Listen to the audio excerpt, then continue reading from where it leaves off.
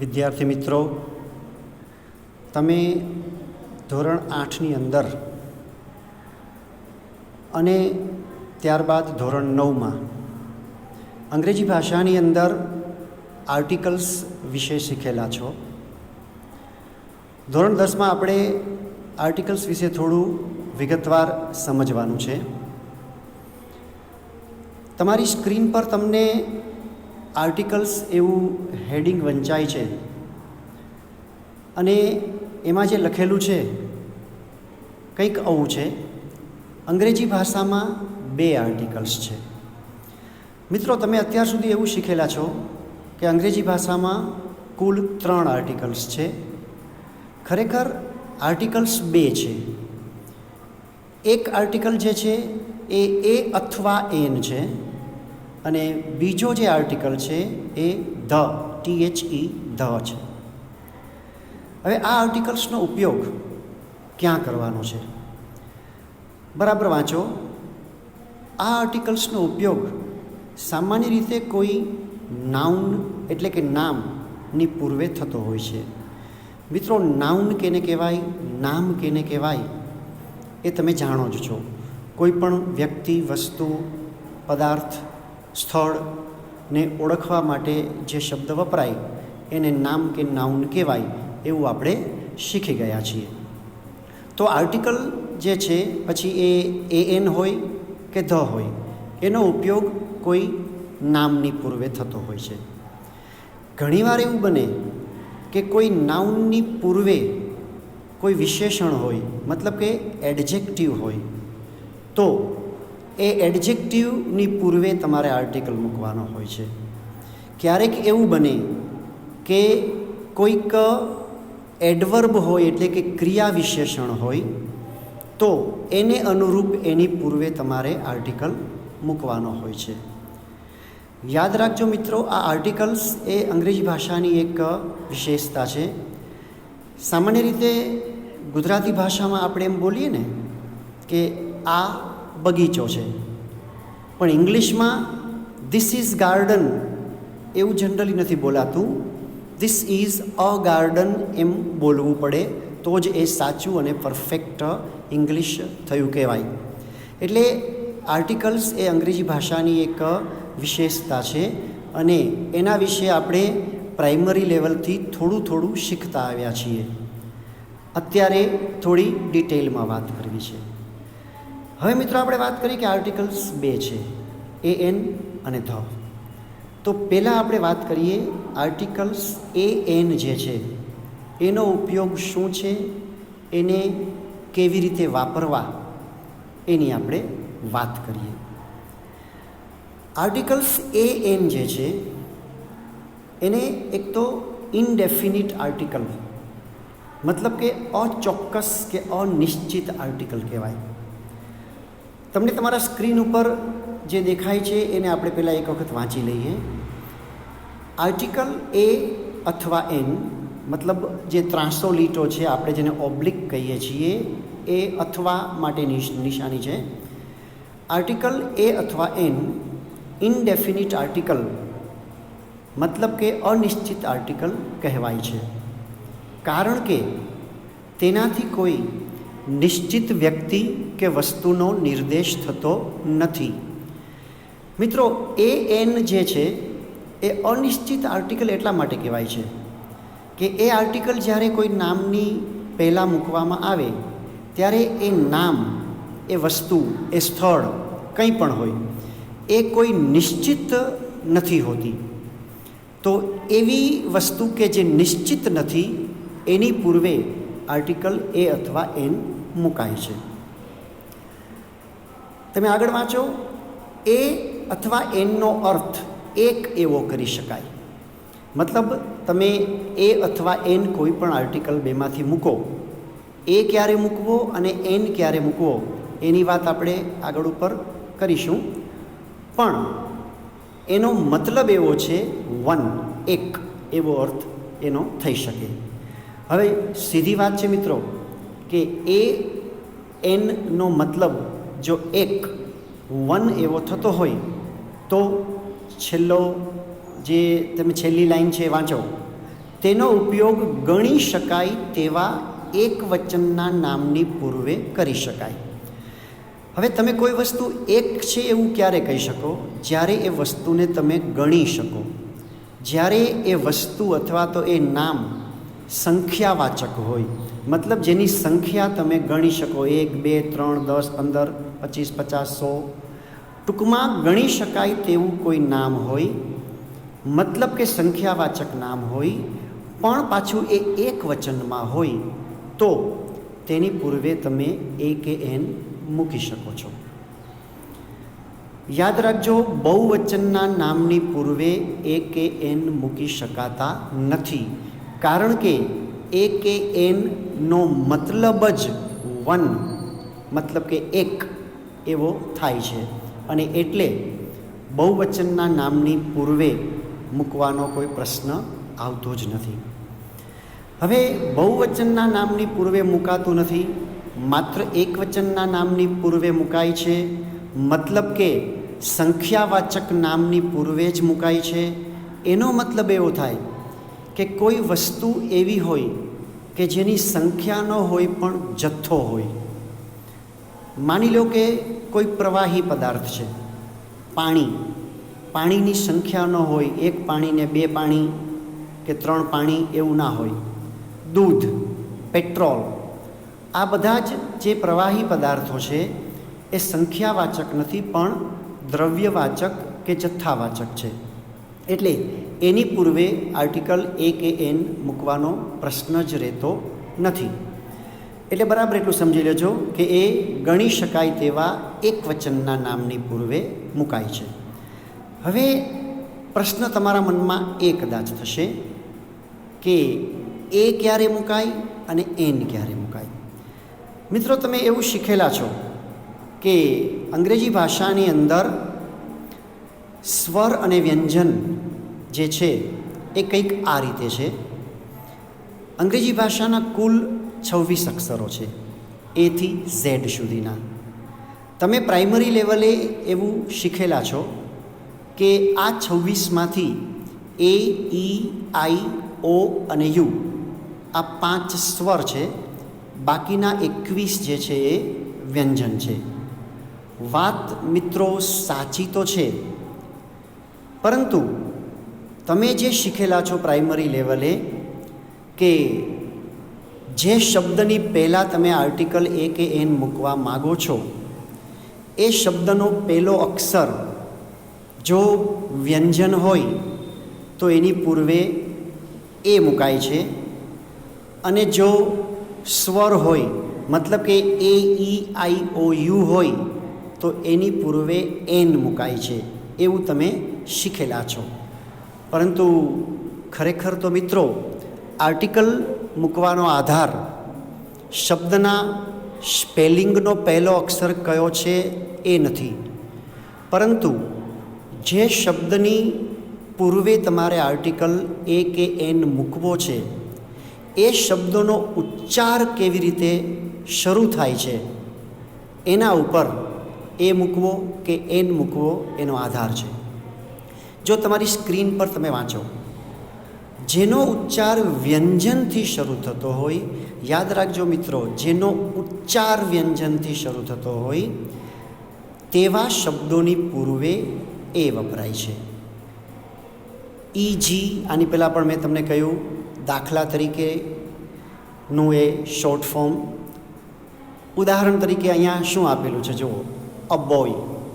યાદ રાખજો મિત્રો, આર્ટિકલ એ આપણે એવું કહીએ છીએ, પણ જ્યારે એને વાક્યમાં તમે બોલો ત્યારે એનો ઉચ્ચાર એ નથી કરવાનો પણ અ કરવાનો છે. A boy, a bird, a university. આ તો માત્ર શબ્દો ઉદાહરણ તરીકે મૂક્યા. આપણે કેટલાક એક્ઝામ્પલ્સ જોઈએ, સેન્ટેન્સમાં એ કેવી રીતે વપરાયેલું છે એ જોઈએ. First example, this is a boy. અહીંયા બોય એક નાઉન છે, ગણી શકાય એવું સંખ્યાવાચક નામ છે. બોય એક વચન દર્શાવે છે અને એટલા માટે એની આગળ આર્ટિકલ એ કે એન મૂકી શકાય. પણ હવે બોયનો ઉચ્ચાર શરૂ થાય છે બ થી, અને બ એ એક વ્યંજન છે, એટલા માટે એ આર્ટિકલ મૂકેલો છે. Second example, Ketan is a smart boy. ફરીથી એ જ વાત, બોય શબ્દ નાઉન છે, પણ જો મિત્રો, મેં તમને કહ્યું પહેલાં જ વ્યાખ્યા સમજાવતી વખતે કે નાઉનની આગળ જો કોઈ એડજેક્ટિવ હોય, વિશેષણ હોય, તો પછી આર્ટિકલ તમારે એ વિશેષણના ઉચ્ચારને અનુરૂપ મૂકવાનું છે. અહીંયા બોય નાઉન છે, પણ એની આગળ સ્માર્ટ વિશેષણ છે, એડજેક્ટિવ છે. તો હવે આર્ટિકલ મૂકતી વખતે તમારે સ્માર્ટનો ઉચ્ચાર કેવી રીતે શરૂ થાય છે એ રીતે તમારે આર્ટિકલ મૂકવાનો છે.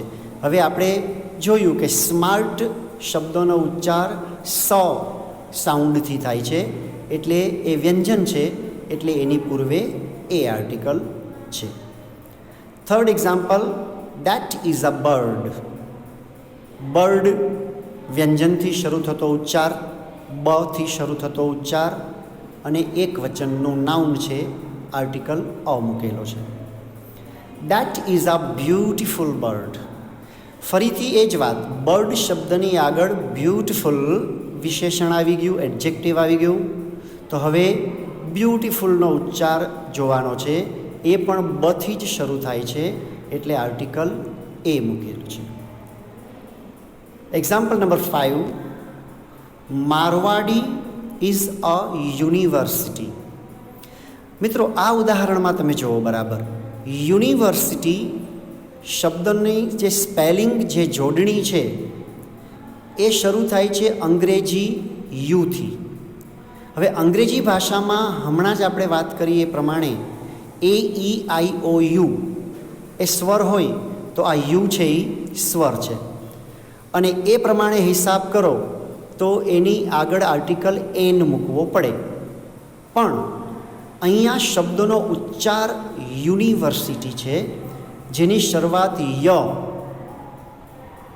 થી થાય છે, અને આ ય એ સાઉન્ડ તરીકે વ્યંજન છે, એ સ્વર નથી, અને એટલા માટે એની આગળ આર્ટિકલ એ મૂકેલો છે.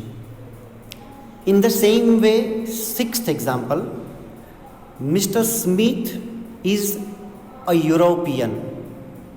યુરોપિયન શબ્દનો પહેલો અક્ષર ઈ છે, જે એક સ્વર છે, પણ યુરોપિયન શબ્દનો ઉચ્ચાર ફરીથી યથી જ શરૂ થાય છે, અને એ ય વ્યંજન હોવાને કારણે આગળ આર્ટિકલ એન નથી, પણ એ છે. Last example, seventh example, he has a sweet orange.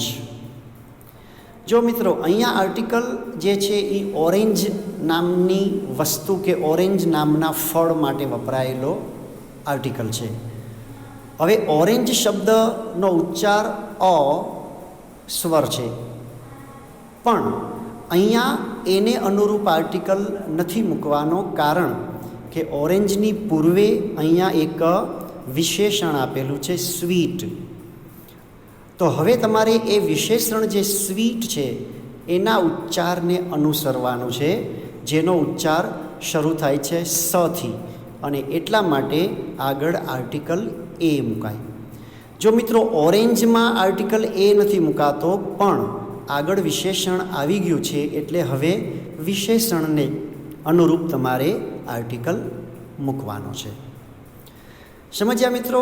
Article એ ના આપણે આ 7 ઉદાહરણ જોયા, જેમાં તમામ પ્રકારની વાત કરી લીધી. માત્ર નાઉન હોય અને એની પૂર્વે આર્ટિકલ હોય તો એ મૂક્યો છે. નાઉનની પૂર્વે વિશેષણ હોય તો આર્ટિકલ છે એ વિશેષણના ઉચ્ચારને અનુરૂપ મૂકવાનો છે, એ પણ તમે જોયું. હવે સહેજ આપણે આગળ વધીએ. આર્ટિકલ એન જે મૂકવાનો છે, તમે તમારી સ્ક્રીન ઉપર છેલ્લી સ્લાઇડમાં જોઈ શકો છો, જેનો ઉચ્ચાર સ્વરથી શરૂ થતો હોય. ફરીથી મિત્રો કહી દઉં, ઉચ્ચાર સ્વરથી શરૂ થતો હોય તેવા શબ્દોની પૂર્વે એન વપરાય છે. આગળ જોયું એ પ્રમાણે જેનો ઉચ્ચાર વ્યંજનથી શરૂ થાય એની પૂર્વે એ વપરાય છે, તો હવે જેનો ઉચ્ચાર સ્વરથી શરૂ થતો હોય તેની પૂર્વે એન વપરાય છે. યાદ રાખજો, સ્પેલિંગનો પહેલો અક્ષર સ્વર છે કે વ્યંજન એ નથી જોવાનું, ઉચ્ચાર શું છે એ જોવાનું છે. For example, N orange. Orange ઉચ્ચાર અથી શરૂ થાય છે, ભલે સ્પેલિંગ પણ સ્વરથી જ શરૂ થાય છે, આર્ટિકલ એન મૂકવાનો છે. An umbrella. અમ્બ્રેલા અથી ઉચ્ચાર શરૂ થાય છે એટલે આર્ટિકલ એન મૂકવાનો છે. એન આવર. HOUR સ્પેલિંગની શરૂઆત એચથી છે, મતલબ વ્યંજનથી છે, પણ ઉચ્ચાર કરતી વખતે એચનો ઉચ્ચાર થતો નથી, મતલબ આવર એવો ઉચ્ચાર થાય છે અને એટલા માટે એ સ્વરથી ઉચ્ચાર શરૂ થાય છે, તેથી આર્ટિકલ એન છે. હવે મિત્રો, આ તો શબ્દો જોયા, ફરીથી સેન્ટેન્સીસ જોઈએ. That boy has an apple. અહીંયા એપલ શબ્દની પૂર્વે આર્ટિકલ મૂકવાનો છે. હવે એપલના સ્પેલિંગની શરૂઆત પણ સ્વરથી છે, પણ એ અગત્યનું નથી. અગત્યનું ઉચ્ચાર સ્વરથી શરૂ થાય છે એ અગત્યનું છે અને એટલા માટે આર્ટિકલ એન મૂકેલો છે.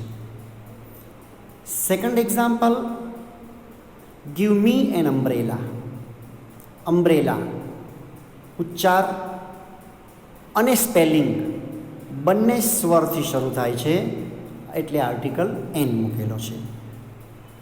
Third example, mister Parekh is an engineer. Engineer again the same thing. Engineer સ્પેલિંગની શરૂઆત સ્વરથી, ઉચ્ચારની શરૂઆત પણ સ્વરથી, એટલા માટે આર્ટિકલ એન મૂકેલો છે. Number 4, mister Dave is an intelligent teacher. જો મિત્રો, અહીંયા આર્ટિકલ વાપરવાનો છે તમારે ટીચર માટે, પરંતુ ટીચર શબ્દનો ઉચ્ચાર ટ મતલબ વ્યંજનથી શરૂ થાય છે, પરંતુ ટીચરની પૂર્વે વિશેષણ ઇન્ટેલિજન્ટ આપેલું છે અને ઇન્ટેલિજન્ટ શબ્દનો ઉચ્ચાર ઈ મતલબ સ્વરથી થાય છે અને એટલા માટે આર્ટિકલ એન આપેલો છે. Number 5, Swati is an honest girl. અહીંયા ગર્લ નાઉન જે છે એની પૂર્વે એડજેક્ટિવ વિશેષણ ઓનેસ્ટ છે. યાદ રાખજો, ઓનેસ્ટના સ્પેલિંગની શરૂઆત એચથી થાય છે, પણ અગેઇન અહીંયા એચ છે એ સાયલન્ટ છે એટલે ઉચ્ચાર શરૂ થાય છે ઓનેસ્ટ, અને ઓનેસ્ટમાં શરૂઆત થાય છે ઓ અ સાઉન્ડથી અને એટલા માટે એની પૂર્વે આર્ટિકલ એન છે. એક્ઝામ્પલ નંબર 6, માય ફ્રેન્ડ કેમ આફ્ટર એન આવર. આપણે વાત કરી આવર, એચ સાયલન્ટ છે એટલે ઉચ્ચાર અથી શરૂ થાય છે અને અથી શરૂ થાય છે એટલા માટે આર્ટિકલ એન મૂકેલો છે. તો મિત્રો, તમે સમજી ગયા હશો કે આર્ટિકલ એ ક્યારે વપરાય, એન ક્યારે વપરાય. શબ્દનો સ્પેલિંગ મહત્ત્વનો નથી, ઉચ્ચાર મહત્ત્વનો છે. ઉચ્ચાર સ્વરથી શરૂ થાય તો એન મૂકો, ઉચ્ચાર વ્યંજનથી શરૂ થાય તો અ અથવા તો એ આર્ટિકલ આપણે જેને કહીએ છીએ મૂકો.